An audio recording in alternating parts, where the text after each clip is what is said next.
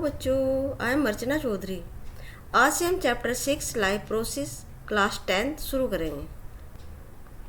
What is alive and what is not alive. जब हम कहते हैं काऊ घास खा रही है, या कुत्ता भौंक रहा है, या मैन शाउटिंग कर रहा है, तो वो अलाइव है।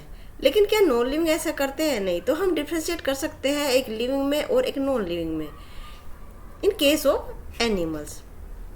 लेकिन जब वो सो रहे हैं तो हम कैसे पता चलता है कि वो लिविंग है?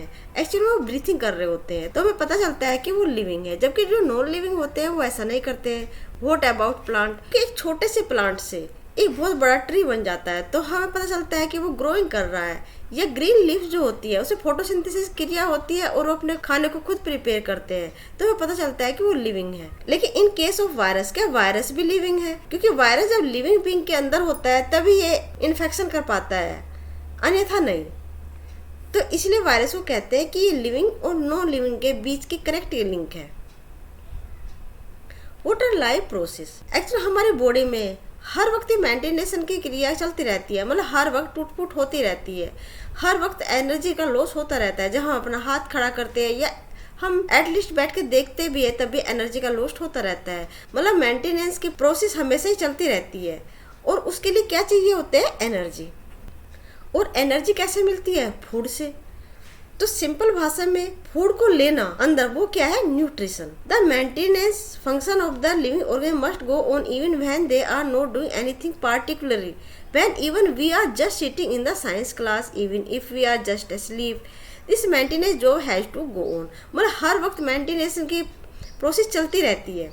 The process which together perform this maintenance job are life process. इसी को क्या कहते हैं? Life process. और मेंटेनेंस के प्रोसेस को पूरा करने के लिए क्या चाहिए होता है? एनर्जी। और एनर्जी मिलती है फूड से। तो taken of food is known as nutrition. मतलब हमारी बॉडी में जो टूट फूट चल रही है उसको मेंटेन करने के लिए जो फूड हम इंटेक कर रहे हैं उसको कहते हैं न्यूट्रिशन। लेकिन जब फूड लेते हैं वो एक बड़े साइज का होता है, कार्बोहाइड्रेट है, बहुत सारे ग्लूकोज मोलिक्यूल का बना होता है। लेकिन सेल तो बहुत छोटी है ना, उसे तो बस छोटा छोटा चाहिए, मतलब एक ग्लूकोज का मोलिक्यूल चाहिए। तो उसे तोड़ने के लिए उस फूड का करना पड़ता है ऑक्सीडेशन।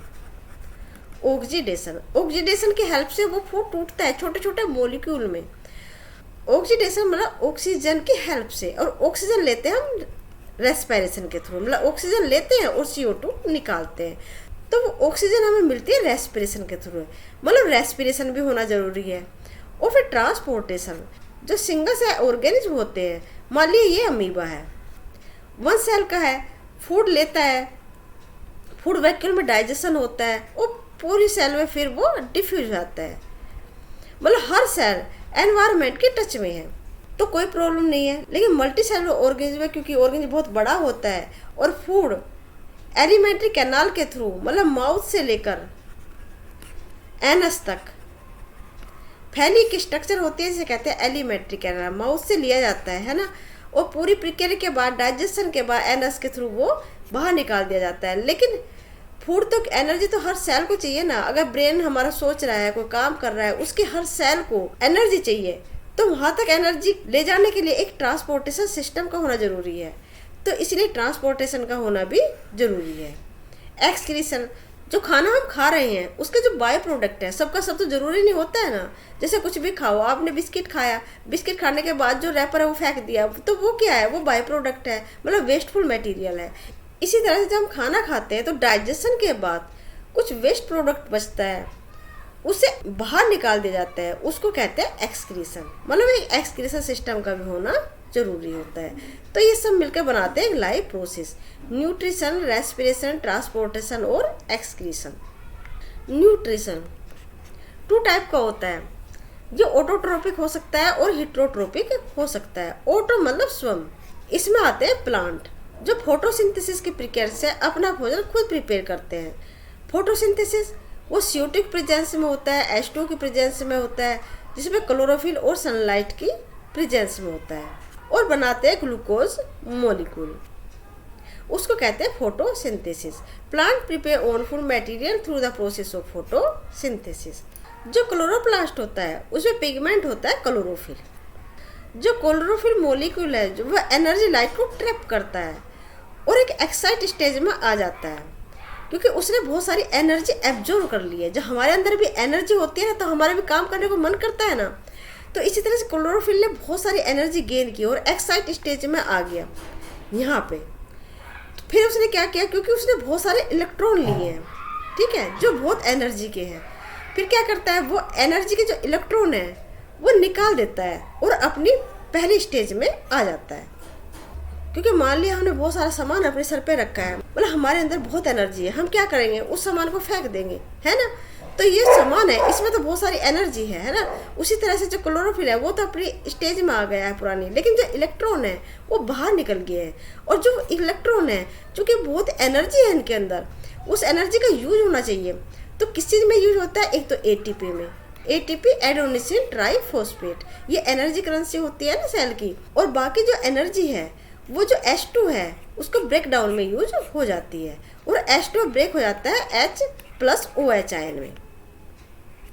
और जो ये हाइड्रोजन है, ये हाइड्रोजन CO2 को रिड्यूस करते हैं, CO2 को रिड्यूस करने में काम आ जाते हैं।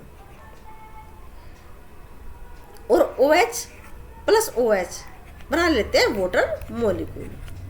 तो ये जो हाइड्रोजन निकला, जो ये हाइड्रोजन एलिमिनेट हुआ, इसने एटीपी की मदद से, मतलब एनर्जी की मदद से, वो चेंज हो जाता है C6H12O6, मतलब ग्लूकोज में, मतलब एनर्जी में। तो फोटोसिंथेसिस की जो प्रोसेस है किसकी प्रेजेंस में हुई, CO2 प्लस H2O, H2O की प्रेजेंस में इन्होंने बनाया C6H12O6, मतलब ग्लूकोज बनाया। और निकला क्या, बाय प्रोडक्ट के रूप में निकला ऑक्सीजन, ठीक है।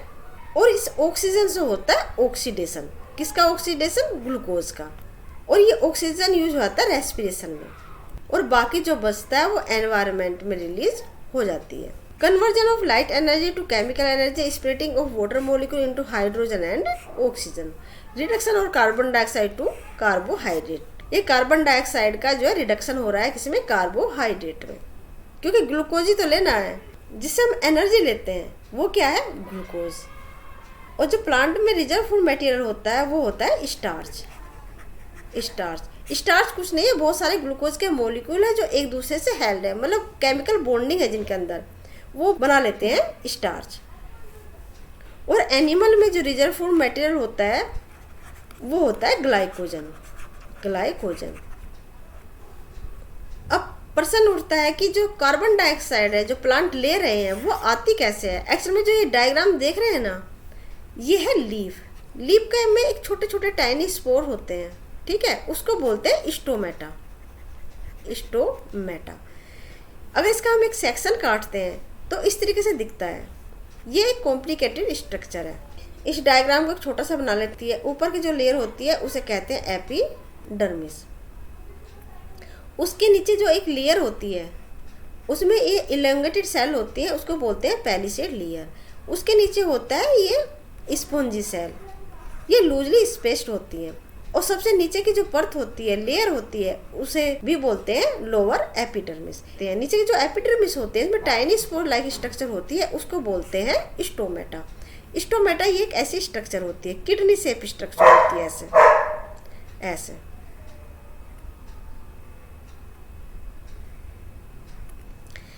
ये है स्टोमेटा। और जो बाहर के ये सराउंड करते हैं उसको कहते हैं गार्ड सेल, मतलब वो इसको गार्ड कर रही है। इन गार्ड सेल की वजह से ही स्टोमेटा ओपन और क्लोज होते हैं। ये जो अंदर की लेयर होती है ना गार्ड सेल की, ये होती है थिक होती है और इन इलास्टिक होती है, मतलब इसे आसानी से खींचा नहीं जा सकता। और जो बाहर की होती है ये थिन होती है। जब ये गैस या वाटर इसमें डिफ्यूज होता है, मतलब इसमें फिल हो जाता है, क्योंकि जो अंदर की लेयर है ये थिक है और ये इस तरह से ये स्ट्रेच नहीं हो पाती है, लेकिन बाहर की जो है ये इस तरह बाहर की तरफ स्ट्रेच होती है और ये इसको पुल करती है अंदर वाली को भी। तो इस तरह से इसमें गैप बढ़ जाता है और ये स्टोमेटा जो है ओपन हो जाता है। तो जो ये स्टोमेटा है इसी के थ्रू गैस का एक्सचेंज होता है और इसी के थ्रू ट्रांसपीरेशन भी होता है। ट्रांसपीरेशन मतलब जितना भी एक्स्ट्रा वाटर है वो एनवायरनमेंट में उड़ना, उसको कहते हैं ट्रांसपीरेशन। अभी एक एक्टिविटी दी हुई है 6.2। इससे पता चलता है कि कार्बन डाइऑक्साइड से ही कार्बोहाइड्रेट का प्रिपरेशन होता है। जो प्लांट जो है अपना जो फूड मटेरियल प्रिपेयर करते हैं वो थ्रू कार्बन डाइऑक्साइड के करते हैं। वो कैसे, इसमें 2 प्लांट ले लेते हैं और ये 2 पोट ले लेते हैं अलग अलग, ठीक है। और उसमें ये जो एक डिस्क है उसमें रख देते हैं पोटेशियम हाइड्रोक्साइड। जो पोटेशियम हाइड्रोक्साइड है वो CO2 को एब्जॉर्ब कर लेती है, मतलब पूरी CO2 एब्जॉर्ब कर ली पोटेशियम हाइड्रोक्साइड ने। और इसके अंदर ये है नहीं, मतलब इसमें तो कार्बन डाइऑक्साइड है और इसमें कार्बन डाइऑक्साइड नहीं है। फिर इसको सनलाइट में रख देते हैं, सनलाइट में इसको रख देते हैं लगभग 2 घंटे के लिए, है ना। और उसको एयर टाइट कर देते हैं वैसलीन से। एयर टाइट क्यों करते हैं? ताकि जो बाहर की जो कार्बन डाइऑक्साइड है वो इसके अंदर ना आ पाए, और जो अंदर की वो तो एब्जॉर्ब कर ली ना इसने, वो इसमें यूं की यूं ही है। तो बाद में देखते हैं जो स्टार्च है, जो स्टार्च है इसमें तो देखा गया दूसरे जार में और इसमें नहीं है। इसका मतलब क्या है कि preparation of carbohydrate from carbon dioxide. तो कार्बन डाइऑक्साइड से ही वो अपने कार्बोहाइड्रेट को प्रिपेयर कर रहे हैं। स्टार्च क्या है? स्टार्च रिजर्व फूड मटेरियल है ना प्लांट का, मतलब ग्लूकोज के बहुत सारे मॉलिक्यूल जुड़ के आपस में बनाते हैं स्टार्च। हिट्रोट्रोपिक न्यूट्रिशन, तो ऑटोट्रोपिक न्यूट्रिशन तो मिल रहा है प्लांट में, मतलब अपना खाना खुद प्रिपेयर कर रहे हैं, लेकिन हिट्रोट्रोपिक न्यूट्रिशन और प्लांट के एक्सेप्ट ये कुछ बैक्टीरिया के एक्सेप्ट सब कौन होते हैं? हिट्रोट्रोपिक होते हैं। कुछ बैक्टीरिया भी होते हैं जो अपने फूड को खुद प्रिपेयर कर लेते हैं।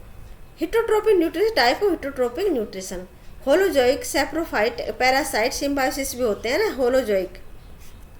होलोजोइक जो अपना फूड मटेरियल माउथ के थ्रू करते हैं, माउथ के थ्रू लेते हैं और उसके बाद इंजेक्शन, मतलब माउथ के थ्रू लेने को बोलते हैं इंजेक्शन। उसके बाद होता है डाइजेशन, स्मॉल इंटेस्टाइन में हो जाता है डाइजेशन। और फिर एब्जॉर्ब, जो विलाई होती है ना स्मॉल इंटेस्टाइन में, फाइबर लाइक स्ट्रक्चर होती है, इस तरह बहुत सारे फाइबर्स लाइक स्ट्रक्चर होती है, उसके थ्रू एब्जॉर्प्शन हो जाता है। फिर एसिमिलेशन, एसिमिलेशन मतलब जो फूड एब्जॉर्ब हुआ है उसका ऑक्सीडेशन, ठीक है ना, उसका ऑक्सीडेशन होता है और उसे जो हर सेल जो उसको इनटेक करती है उसे कहते हैं एसिमिलेशन। और उसके बाद होता है एक्सक्रीशन, मतलब जो बाय प्रोडक्ट है, जो वेस्ट मटेरियल है उसे शरीर से बाहर निकालना, वो होता है एक्सक्रीशन। तो ये स्टेप होते हैं होलोजोइक में। सैप्रोफाइटिक, जो सड़ी गली से या डेड मटेरियल से अपने फूड को इंटेक करते हैं उसको कहते हैं सैप्रोफाइटिक। जैसे फंगस है, वो क्या है, उसमें एंजाइम रिलीज करती है। एंजाइम रिलीज करने के बाद मतलब बॉडी से बाहर एक्स्ट्रा सेलुलर उस फूड को डाइजेस्ट किया जाता है और फिर उस फूड को एब्जॉर्ब किया जाता है, उसको कहते हैं सैप्रोफाइटिक। पैरासाइटिक, कुछ ऑर्गेन जो है लिविंग बीइंग के ऊपर रहते हैं, ठीक है, लिविंग बीइंग के ऊपर रहते हैं और उससे अपने फूड को इंटेक करते हैं, उसको कहते हैं parasitic. Difference between autotroph and heterotroph, autotroph में प्लांट है जो अपना फूड खुद प्रिपेयर कर रहे हैं, और हिट्रोट्रोफ में जो डायरेक्ट और इनडायरेक्ट अपना फूड जो ले रहे हैं वो ऑटोट्रोफ से ले रहे हैं, ठीक है। These organs make their food on their own with the help of sunlight, air and water, ठीक है, in presence of chlorophyll and sunlight. ये है प्लांट, है ना। थोड़ी देर पहले हमने पूरी प्रोसेस को समझा था ऑटोट्रोपिक में, ठीक है ना। हिट्रोट्रोप में ये अपना फूड खुद प्रिपेयर नहीं करते हैं और किसी भी तरीके से डायरेक्ट या इनडायरेक्ट किससे लेते हैं? प्लांट से लेते हैं। These are the organs who are not able to prepare food on their own and depend on other for it. जैसे एनिमल है, ये हर्बीवोर्स है या ओमनीवोर्स है। डॉग क्या होते हैं? ओमनीवोर्स होते हैं, या वो कार्निवोर्स है, ठीक है। प्लांट में क्लोरोप्लास्ट प्रेजेंट होती है, क्योंकि क्लोरोप्लास्ट के अंदर होता है क्लोरोफिल पिगमेंट, जिससे अपने फूड को वे खुद प्रिपेयर करते हैं। क्योंकि सबसे पहले जो सनलाइट की जो एनर्जी को ट्रैप करते हैं वो क्लोरोफिल मॉलिक्यूल ही होते हैं, और जिनके हेल्प से फोटोसिंथेसिस की प्रोसेस होती है। क्लोरोप्लास्ट में एब्सेंट होते हैं। Primary producer of the food chain, food chain मतलब ये फूड चेन होती है ना, उसके सबसे नीचे होते हैं प्लांट जो अपना खुद फूड प्रिपेयर करते हैं। उसके बाद होते हैं हर्बीवोर जो प्लांट से अपने फूड को लेते हैं, और उसके बाद होते हैं कार्निवोर्स, और कुछ होते हैं ओमनीवोर्स भी होते हैं, ठीक है, जो हर्बीवोर भी जाते हैं और कभी कभी वो कार्निवोर्स हो जाते हैं, जैसे डॉग होते हैं। They are present at the bottom of the food chain, ये फूड चेन के बिल्कुल बॉटम में होते हैं ना। सबसे पहले कौन आते हैं? प्लांट जो खाने को प्रिपेयर करते हैं, प्राइमरी तो वो हुए ना। और ये होते हैं कंज्यूमर ना कंज्यूम करने वाले, जो प्लांट जो अपना फूड प्रिपेयर कर रहे हैं उसी से वो अपने फूड को कंज्यूम करते हैं। Present on the second third fourth level of a food chain, मतलब ये सेकेंड है, हर्बीवोर हो सकते हैं या फिर वो कार्निवोर हो सकते हैं या वो ओमनीवोर हो सकते हैं। इसमें क्या है, एग्जाम्पल ग्रीन प्लांट है, एल्गी है, या एनिमल ह्यूमन बीइंग, कोई भी एनिमल या ह्यूमन बीइंग क्या है वो सब हिटरोट्रोफ है। हिटरोट्रोपिक न्यूट्रिशन अभी देखा ना, how do organism obtain their nutrition. सबसे पहले and nutrition in amoeba. Amoeba भी क्या है, एक होलोजोइक एनिमल है, जैसे फूड पार्टिकल आया, ये अमीबा है, और ये बनाते हैं स्यूडोपोडिया। स्यूडोपोडिया, स्यूडो मीन्स फाल, स्यूडो मीन्स फाल और पोडिया मीन्स फिट, मतलब इनके ये पैर बनते रहते हैं। और जैसे कोई फूड पार्टिकल आया तो ये इस तरह से इसको कवर कर लेते हैं चारों तरफ से, और धीरे धीरे इसको सारे को इनगल्फ कर लेते हैं, और ये एक बना लेते हैं वैक्यूल। वैक्यूल बना ली, फूड वैक्यूल, फूड है इसके अंदर, पीस में हो जाता है डाइजेशन। डाइजेशन होने के बाद में जितना भी डाइजेस्ट फूड मटेरियल है वो डिफ्यूज हो जाता है सेल में, और वेस्ट मटेरियल निकाल दिया जाता है सेल से बाहर। ये क्या है, फूड पार्टिकल, मतलब ये हो रहा है इंजेक्शन। वैक्यूल बन गई ना, फूड वैक्यूल बन गई, और लाइसोसोम की हेल्प से इसका डाइजेशन हो जाता है। तो इसके बाद हो रहा है इसका डाइजेशन, और ये एब्जॉर्प्शन एसिमिलेशन ये बहुत हाई लेवल की चीज़ है, इसमें ऐसे कुछ नहीं होता है, बस इसमें क्या है डिफ्यूजन हो जाता है, फूड का डिफ्यूजन हो जाता है। जो एक्सक्रीटिव प्रोडक्ट है वो इसमें बचा रह जाता है, वो इसी वैक्यूल के अंदर बचा रह जाता है, और सेल मेम्ब्रेन के पास आके ये सेल मेम्ब्रेन के पास आके बस्ट हो जाता है और बाहर निकाल दिया जाता है। ऐसे ये है पैरामीशियम, ये थोड़ा सा एडवांस है, क्योंकि इसमें तो क्या कोई परमानेंट शेप नहीं है, लेकिन इसमें एक डेफिनेट शेप होती है। पैरामीशियम की एक डेफिनेट शेप होती है, और एक स्पोर्ट लाइक स्ट्रक्चर होता है, ये स्पेसिफिक है, और यहीं से ये अपना फूड इंटेक करता है इन सीलिया की हेल्प से। और इसी तरह से एक फूड वैक्यूल बनती है, और डाइजेशन होता है, और फिर पूरी सेल में डिफ्यूज हो जाता है। तो एक बार हम इसे फिर रिवीजन करते हैं। कोई भी काम करने के लिए हमें एनर्जी चाहिए, वो एनर्जी हमें मिलती है न्यूट्रिशन से, ठीक है। जो फूड मटेरियल हम लेते हैं उसका ऑक्सीडेशन होता है सिंपल मॉलिक्यूल्स में। कॉम्प्लेक्स मॉलिक्यूल को सिंपल मॉलिक्यूल में ब्रेक करने के लिए ऑक्सीजन की रिक्वायरमेंट होती है, और वो ऑक्सीजन लेते हैं हम रेस्पिरेशन के थ्रू। क्योंकि जो मल्टी सेलुलर ऑर्गेनिज्म होते हैं उन्हें हर सेल की फूड रिक्वायरमेंट को पूरा करने के लिए ट्रांसपोर्टेशन सिस्टम की आवश्यकता होती है, इसलिए उनमें होता है ट्रांसपोर्टेशन। और खाने के डाइजेशन के बाद जो वेस्ट प्रोडक्ट मिलता है उसको बॉडी से बाहर निकालना होता है, उसके लिए होता है एक्सक्रीशन। तो इन चारों को मिलाकर बोलते हैं life process: nutrition, respiration, transportation and excretion. Nutrition 2 type का हो सकता है, ऑटोट्रोपिक न्यूट्रिशन है, हिटरोट्रोपिक न्यूट्रिशन। ऑटोट्रोपिक न्यूट्रिशन होता है प्लांट में, और फोटोसिंथेसिस क्रिया से अपना फूड खुद प्रिपेयर करते हैं, जिसमें कार्बन डाइऑक्साइड का होता है रिडक्शन और बनता है कार्बोहाइड्रेट, और वाटर का होता है ऑक्सीडेशन, जिससे निकलती है ऑक्सीजन। और जो ऑक्सीजन निकलती है वो रेस्पिरेशन में यूज कर ली जाती है, और बाकी एनवायरनमेंट में रिलीज कर दी जाती है। जो गैसेस एक्सचेंज होता है वो टाइनी स्पोर लाइक स्ट्रक्चर से होता है, उसे बोलते हैं स्टोमेटा, जो एपिडर्मिस में मिलते हैं, और 2 गार्ड सेल से सराउंडेड होते हैं।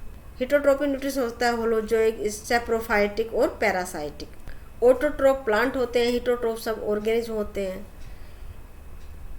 प्लांट में क्लोरोप्लास्ट होता है और हिटोट्रोप में क्लोरोप्लास्ट नहीं होता है, और ये फूड चेन के बॉटम में मिलते हैं, और जबकि ये सेकंड, थर्ड या फोर्थ लेवल पे मिलते हैं। अमीबा में होलोजोइक टाइप ऑफ न्यूट्रिशन मिलता है। पैरामीशियम थोड़ा सा एडवांस टाइप का होता है। ओके बच्चों, आज का टॉपिक हम यही ख़त्म करते हैं, मिलते हैं नेक्स्ट टॉपिक में। Till then bye bye, be happy and take care.